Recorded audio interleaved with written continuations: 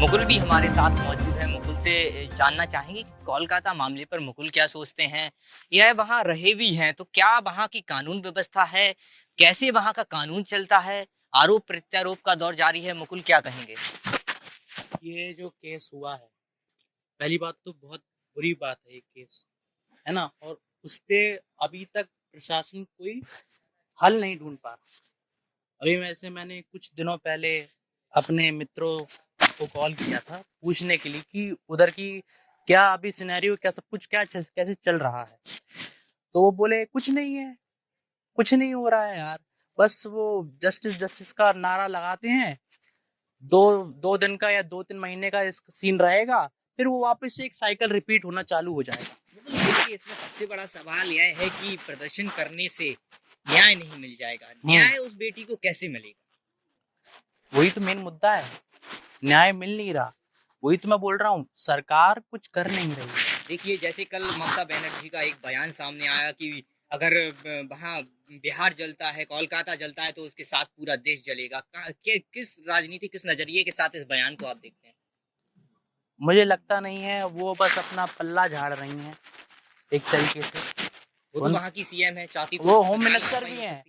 Health minister, home minister, सब वो ममता बनर्जी हैं, पर उनका अपनी सरकार या फिर अपने लोगों के ऊपर कोई ध्यान नहीं है, जो देखिए, मुझे लगता है। बिल्कुल, बिल्कुल, मुकुल जो अपनी बात कह रहे थे कि वहाँ भले ही वो सत्ता में बैठी हों, लेकिन उनका जो नज़रिया है और कार्रवाई, देखिए उस दिन से अगर शासन प्रशासन और कानून व्यवस्था जो उनकी थी वो कार्रवाई कर रही होती, तो आज ऐसा दिन नहीं देखना पड़ता और पूरे देश और पूरे प्रदेश में जो है यह प्रदर्शन जारी नहीं होते। हमारे साथ राहुल हैं, राहुल के पास फिर से चलेंगे। राहुल जी देखिए, उसको एक सियासत मुद्दा दे दिया गया, सीबीआई की बात कही जा रही है, लेकिन न्याय कैसे मिलेगा? ये एक बड़ा सवाल है। देखिए, न्याय के लिए तो वर्तमान के कानूनों में कुछ बदलाव करने की ज़रूरत है। जब तक बदलाव नहीं होगा तब तक कुछ नहीं होगा। ऐसे जघन्य अपराध के लिए मुझे लगता है कि अ, आरोपी क्या उसे एक दरिंदा ही नाम दिया जाएगा। बिल्कुल, बिल्कुल। उसको दरिंदा बोला जाएगा, तो मैं तो ये कहूँगा कि उसे जीने का कोई अधिकार है नहीं इस समाज में। उसने जिस बेरहमी से ये कृत्य को किया है, उस हिसाब से उसे जीने का कोई देखिए अधिकार है राहुल, नहीं। एक सवाल एक और उठ रहा था कि प्रदेश में ममता की सरकार है और ममता चाहती तो एक फास्ट ट्रैक कोर्ट के जरिए भी उस आरोपी को सजा मिल सकती थी, लेकिन कहीं ना कहीं ये शासन प्रशासन की लचल कानून व्यवस्था के चलते ये सब हो रहा है। नहीं, नहीं, मैं देखिए, मैं वहाँ की चीफ मिनिस्टर हैं ममता बनर्जी, मैं उनको भी गलत ठहराऊँगा और मैं केंद्र सरकार को भी गलत ठहराऊँगा और यहाँ डायरेक्ट सुप्रीम कोर्ट को अपना हस्तक्षेप करना चाहिए और एक नया कानून बना के, जैसे ये बना था कानून पॉस्को एक्ट जो बनी थी, छोटी बच्चियों के साथ हो रहा था तो तुरंत पॉस्को एक्ट बनाई गई।